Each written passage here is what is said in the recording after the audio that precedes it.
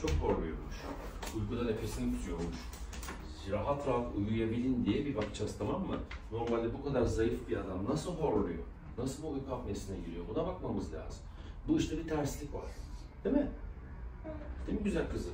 O yüzden hiç canı yanmayacak babacığını. Sadece zaten canı yanmasın diye uyuşturdum. Burnunu kremlerle uyuşturdum. Böyle bana çevirin lütfen.